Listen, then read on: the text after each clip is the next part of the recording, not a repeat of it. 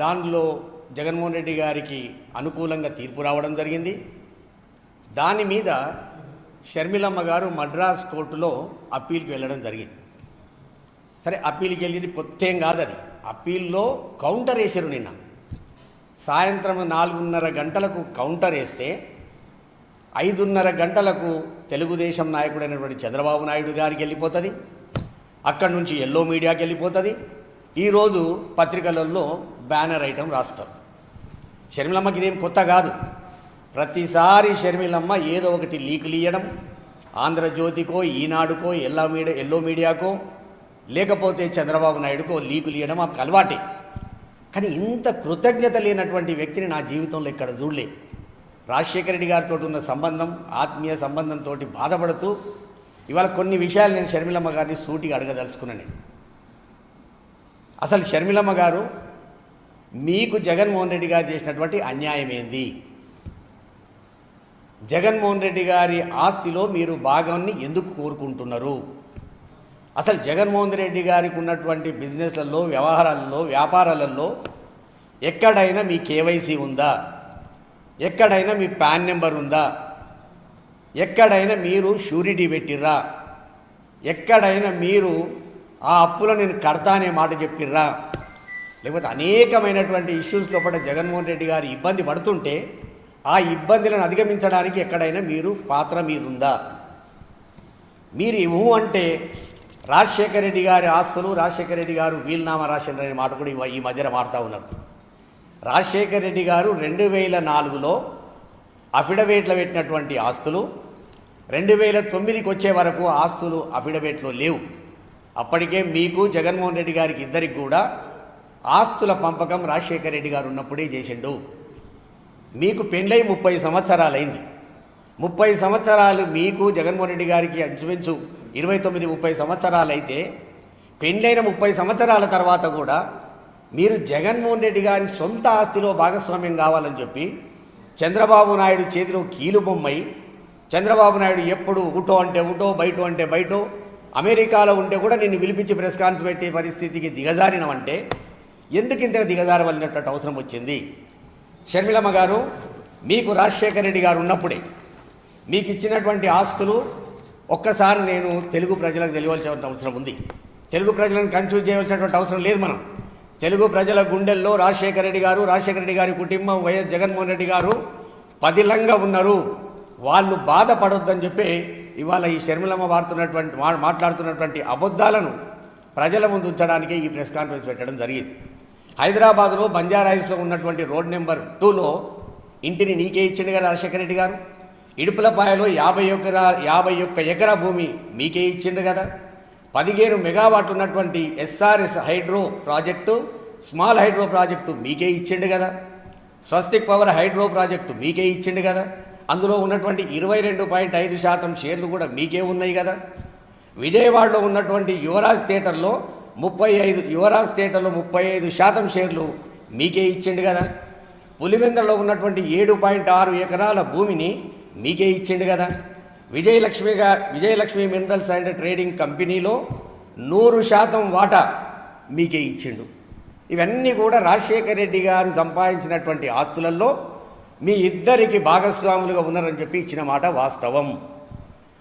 మీరు లోపాయికారిగా వైఎస్ విజయమ్మ గారికి జగన్మోహన్ రెడ్డి గారు ఒక ఎంఓయూ రాసిస్తే ఆ ఎంఓయూ రాసినటువంటి దానికి మీరు లెటర్ రాసి ఆ లెటర్ను మొట్టమొదట చంద్రబాబు నాయుడుకు పంపినవే. ఎక్కడ ఉంది నీ కృతజ్ఞత? జగన్మోహన్ రెడ్డి గారు 2019 నుంచి 2024 వరకు నీవు ఎలక్షన్ అఫిడవిట్ కడపలో డిపాజిట్ రాకుండా ఓడిపోయిన టైం వరకు నీవు అఫిడవిట్లో పెట్టింది జగన్మోహన్ రెడ్డి గారి కుటుంబం, అంటే జగన్మోహన్ రెడ్డి గారు కావచ్చు, వైఎస్ భారతమ్మ గారు కావచ్చు, వాళ్ళ కూతుర్లు కావచ్చు, వాళ్ళకున్నటువంటి కంపెనీల నుండి నీకు 236 కోట్లు ఇచ్చిన మాట వాస్తవమా కాదా? ఇది నీ అఫిడవిట్లో పెట్టినావు. నీకు ఇంత కృతజ్ఞత లేకుంటే మాత్రం షర్మిలమ్మ అసలు నిన్ను ఎవరు కూడా క్షమించే పరిస్థితి లేదు. ఇంకా చాలా విషయాలని నేను చాలా రోజుల నుంచి షర్మిలమ్మ గారు మాట్లాడుతుంటే ఎందుకు మనం మాట్లాడాలి, ఆంధ్రప్రదేశ్కి పోయింది, ఆమెంతలా ఆమె పార్టీని నడిపించుకుంటుంది, కాంగ్రెస్ పార్టీ గురించి మాట్లాడుతుంది అనుకుంటే ఎక్కడ చూసినా జగన్మోహన్ రెడ్డి గారి మీద బట్టగాల్సి మీద వేసే ప్రయత్నమే చేస్తాం. తెలంగాణలో పార్టీ పెట్టి తెలంగాణ ప్రజలకు మోసం చేసి తెలంగాణలో నిన్ను నమ్ముకున్న వాళ్ళకు కృతజ్ఞత చూపకున్నా పర్లేదు, కానీ నీ అన్న చేసినటువంటి సహాయానికి, మీ అన్న ఇచ్చినటువంటి నీకు ఆర్థిక సహాయానికి, మీ అన్నకు నీ మీద ఉన్నటువంటి ప్రేమకు నీకు కృతజ్ఞత ఎక్కడ కూడా లేదు. అసలు ఎక్కడనో ఉంటారు శత్రువులు అంటారు, కానీ ఎక్కడో ఉండరు. ఇక్కడ సునీతమ్మ రూపకంగా, వైఎస్ షర్మిలమ్మ రూపకంగా వైఎస్ఆర్ కుటుంబంలోనే శత్రువులు మొదలైందంటే ఇవాళ చెల్లెళ్ళు అనే మాట ఎత్తేయడానికి కూడా భయపడేటటువంటి పరిస్థితి మీరు తీసుకొచ్చారు. అందుకు నేను షర్మిలమ్మ గారితో ఇంకా కొన్ని విషయాలు చెప్పదలుచుకున్నాను. అమ్మ, ఇవాళ కూడా మాట్లాడుతున్నావు, అంతకుముందు ఎలక్షన్లలో మాట్లాడినావు, గొడ్డలి గొడ్డలి గొడ్డలి వివేకమన్నా వివేకమన్నా అని ఏదో మాట్లాడుకుంటూ వచ్చినావు. ఇవాళ నేను సూటిగా నిన్ను అడుగుతా ఉన్నాను, వైఎస్ అవినాష్ రెడ్డి గారు పెట్టినటువంటి ప్రెస్సు మొన్న మాట్లాడినటువంటి మాటలకు మీరు కానీ లేక మీ అక్క సునీతారెడ్డి గారు కానీ జవాబిచ్చే పరిస్థితి ఉన్నదా? లేదు. వాటికి జవాబు చెప్పరు. మళ్ళీ వాళ్ళు ఎక్కడో ప్రెస్ పెట్టి ఏదో మాట్లాడుతున్నట్టుంది. అది ఒడిసిపోయిన కథ. సుప్రీంకోర్టు చెప్పింది, హైకోర్టు చెప్పింది, సిబిఐ చెప్పింది. ఇక దీంట్లో విచారణ చేసేది ఏం లేదు, ట్రయల్స్ మాత్రమే ఉన్నాయనే మాట చెప్తా ఉన్నారు. ఏ కోణంలో అయితే అది న్యాయం జరగాలనో, ఏ కోణంలో అయితే కేసు కొట్టాడాలనో, ఏ కోణంలో అయితే విచారణ జరగాలనో ఆ కోణంలో జరగలేదని చెప్పి వైఎస్ అవినాష్ రెడ్డి గారు చెప్తే దానికి జవాబు చెప్పే పరిస్థితి మీ దగ్గర లేదు. అసలు 30 ఏళ్ల తర్వాత, పెళ్ళై 30 ఏళ్ల తర్వాత కూడా నువ్వు ఆస్తుల గురించి అన్న మీద బట్టగాల్చి మీదేసే ప్రయత్నం చేస్తున్నావు చంద్రబాబు నాయుడు గారి మాటలు పట్టుకోనంటే మీకు ఒక్కటి అర్థమైతలేదు. ఆ కుటుంబాన్ని ప్రేమించే వ్యక్తిగా నేను చెప్తా ఉన్నా, నిన్ను మీ సునీతను నట్టేట ముంచుతాడు చంద్రబాబు నాయుడు. ఒకసారి వెన్నుపోటు పొడిచి ముఖ్యమంత్రి అయినా 3 సార్లు అబద్ధాల పునాదుల మీద ముఖ్యమంత్రి అయినటువంటి వ్యక్తి ఆయన. అందుకు మీరేం కొత్త కాదు, మిమ్మల్ని ఉంచడం ఆయనకేం పెద్ద ఇబ్బంది కాదు. దయచేసి మీ ఇద్దరికి చెప్తా ఉన్నా, ఆయన చేతిలో కీలుబొమ్మ అనుకున్నా నేను మొన్నటి వరకు, ఆయన మాట్లాడిందే మాట్లాడిస్తానని అనుకున్నా నేను మొన్నటి వరకు. కానీ ఇప్పుడు అట్లా లేదు. ఆ తెలుగుదేశం పార్టీ ఆఫీసులో ఏదైతే మాట్లాడతారో అధికార ప్రతినిధులు, ఆ మాటలే నీ నోటి నుండి సునీత నోటి నుండి బయటకు వస్తున్నాయి. అంటే మీరు కండువ కప్పుకోనటువంటి సైకిల్ పార్టీకి సంబంధించిన వ్యక్తులుగా తెలుగు ప్రజలకు అర్థమైపోయింది. ఇప్పటికైనా నీకొక్క మాట చెప్పిండు, షేర్ల విషయానికి వస్తే నీకు ఏదైతే సరస్వతికి సంబంధించిన షేర్లు, ఆ షేర్ల విషయానికి వస్తే విజయమ్మ గారితో ఎంఓయూ రాస్తే మీరు ఆ రోజు ఏం తమాషా చేశారు? దొంగ సర్టిఫికెట్లు పోయినాయని చెప్పి పోలీసు కేసు పెట్టి ఆ కేసు ద్వారా మీరు కొనకొచ్చే వరకల్లా కోర్టుకు పోయే పరిస్థితికి తీసుకొచ్చిర్రే. జగన్మోహన్ రెడ్డి గారికి ఇబ్బంది పాల్గొనేటటువంటి పరిస్థితి తీసుకొచ్చారంటే నీకు సస్సేమిరా అసలు కృతజ్ఞతకు అర్థమే నీకు తెలియదు. 230 కోట్లు ఇచ్చినటువంటి అన్న మీద నువ్వు ఎదురుదాడి చేస్తున్నావంటే నాయన ఇచ్చినట్టు ఆస్తులను నీ కింద పెట్టుకొని ఇంకోటి నేను సూటిగా అడగదలుచుకున్నాను. అమ్మా, నీకున్నటువంటి కంపెనీలు నీకున్నాయి, జగన్మోహన్ రెడ్డి గారికి ఉన్నటువంటి కంపెనీలు జగన్మోహన్ రెడ్డి గారికి ఉన్నాయి.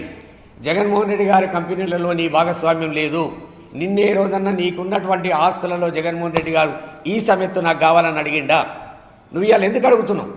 అసలు నీకు ఏం హక్కు ఉంది? రాజశేఖర రెడ్డి గారు ఇచ్చినటువంటి ఆస్తులు మొత్తం 2009 లోపటినే మీకు భాగస్వాములు చేసినటువంటి మాట వాస్తవము. ఇవాళ నీవు చంద్రబాబు నాయుడు చేతిలో కీలుబొమ్మగా మారి జగన్మోహన్ రెడ్డి గారి మీద ఎప్పుడు అవకాశం వస్తే, ఎప్పుడు చంద్రబాబు నాయుడు చెప్తే అప్పుడు ఒంటికాలు మీద లేచి పనికిరాని మాటలు మాట్లాడి నీ విలువని నువ్వు చెడగొట్టుకుంటున్నావు. దయచేసి ఇప్పటికున్న రాజశేఖర రెడ్డి గారి వీరభక్తునిగా, రాజశేఖర రెడ్డి గారి కుటుంబాన్ని ప్రేమించే వ్యక్తిగా చెప్తున్నా, ఇది ఆస్తుల పంచాయతీ కాదు. నీకు ఆస్తుల్లో ఎక్కడ భాగస్వామ్యం లేదు. అది జగన్మోహన్ రెడ్డి గారు సంపాదించుకున్నటువంటి ఆస్తులు. రాజశేఖర రెడ్డి గారు సంపాదించినటువంటి ఆస్తులు 2009 కంటే ముందే ఇద్దరికి, జగన్మోహన్ రెడ్డి గారికి నీకు పంపకం జరిగింది. అది నీకు పూర్తి స్థాయిలో తెలుసు. గారడి చేసి చంద్రబాబు నాయుడు చేతిలో కీలుబొమ్మగా మారి కృతజ్ఞత లేని వ్యక్తిగా మారిపోయి ఇవాళ జగన్మోహన్ రెడ్డి గారి మీద బట్టగాల్చి మీదేసే ప్రయత్నం చేస్తున్నాం. ఇది మానుకోవాలని చెప్పి నేను మనవి చేస్తూ ఉన్నాను. Thank you.